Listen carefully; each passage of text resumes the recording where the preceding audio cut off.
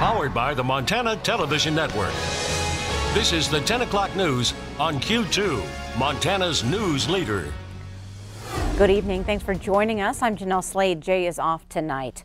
The long farewell befitting the long life of George H.W. Bush came to an end today in Texas. After a morning church service in Houston and a train ride fit for a former president, Mr. Bush was buried outside his presidential library in College Station. Courtney Zabowski reports from Houston after nearly a week of celebrating the life of our 41st president. A funeral train pulled by engine number 4141 carried the nation's 41st president to his final resting place on the campus of Texas A&M University. Thousands of mourners lined the tracks for a chance to say farewell. Mr. Bush was buried on the grounds of his presidential library, alongside his wife Barbara, who died in April, and their daughter Robin, who died in 1953. At the end, Navy jets flew overhead in the missing man formation, a tribute to the late president's service as a World War II combat pilot. The somber event marked the end of a week of mourning for George H.W. Bush, who died last Friday at the age of 94. At a church service on Thursday morning, George P. Bush remembered his grandfather. The most gracious, most decent, most humble man that I will ever know. And it's the honor of a lifetime to share his name. The final goodbye to the former president extended far beyond Texas in Washington. At 5:30 p.m. Eastern Time, some 250 buglers spread across the country played taps in memory of George Herbert Walker Bush. Courtney Zabowski, CBS News, Houston. The funeral train that carried President Bush's body was the first of its kind in 49 years. The last was for President Dwight Eisenhower after his death in 1969. In other news tonight, should a Montana murder suspect be forced to take medication so he can be tried for his alleged crime? Well, that question now for a judge to decide less than 2 years after Broadwater County Sheriff's Deputy Mason Moore was gunned down near Three Forks. MTN's Jonathan Ambarian brings us today's testimony. On Thursday, a Helena judge heard testimony about the mental health history of Lloyd Barris. Barris faces 5 charges, including deliberate homicide by accountability, in connection with the death of Broadwater County Deputy Mason Moore in May of 2017. Authorities accused Barris's son Marshall of fatally shooting Moore near Three Forks. Lloyd and Marshall Barris then led law enforcement officers on a nearly 150-mile chase that ended near Missoula. Marshall Barris was killed in a shootout with officers. Lloyd Barris was found unfit to stand trial in June. Doctors at the Montana State Hospital reported he suffers from multiple disorders, including persecutory-type delusional disorder. The state is asking that Barris be given antipsychotic medications to treat his conditions, but Barris has refused to take the medication.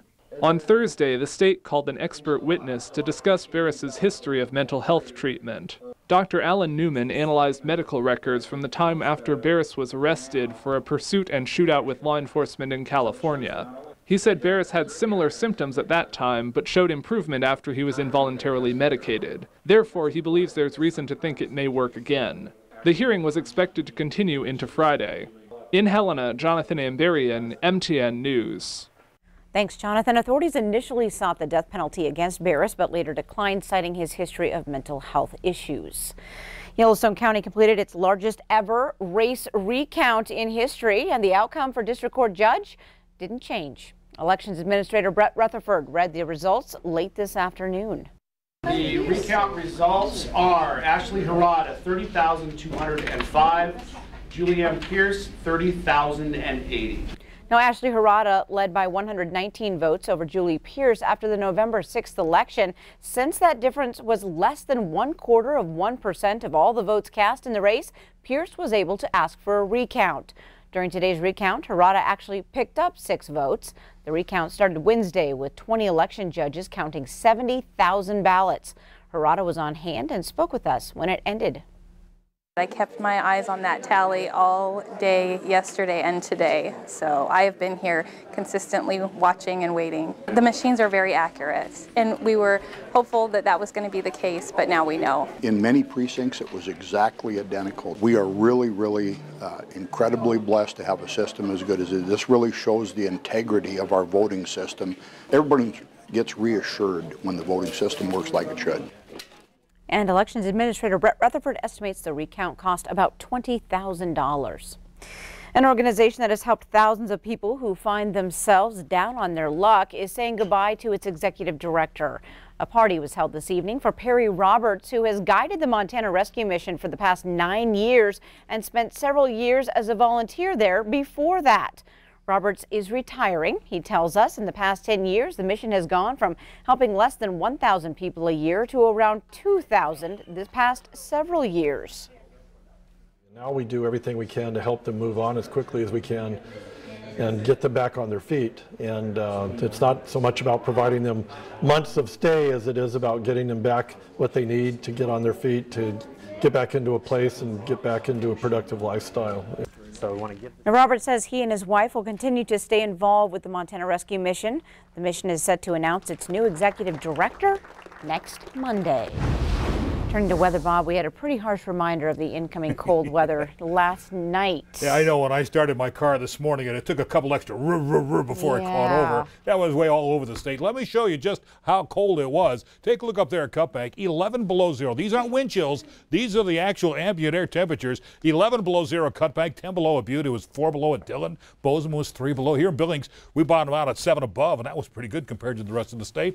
Other places like Jordan, 8 below. Miles City, 3 below. But I thought, was that a record? Let's see what the records are for this date. And you'll see most of the record days for this date is basically in the 20s and 30s below zero. So no, there were no new records set this morning. It was just a cold morning. And guess what? We're going to probably do it again tomorrow morning. Maybe not quite as cold, but we will be a little on the chilly side. We'll chat more about that in a few more minutes, Jeanelle. A day that will live in infamy. Tomorrow marks one of the darkest days in U.S. history, the attack on Pearl Harbor on December 7th, 1941. Now, the Friends of the Yellowstone National Cemetery will hold a Pearl Harbor Remembrance Ceremony. That begins at noon tomorrow. The ceremony will honor all of the World War II veterans who are laid to rest, with taps and volley to follow. We loved this country, and we weren't about to start speaking Japanese or German. I'd have to park too far away to walk. Hal Conrad found himself right in the middle of the attack on Pearl Harbor 77 years ago, now 97. He's one of a dwindling number of Pearl Harbor survivors still living.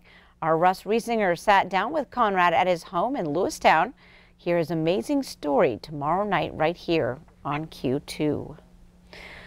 Coming up on tonight's 10 o'clock news, we meet the second-hand victims of America's drug crisis, the children born into it.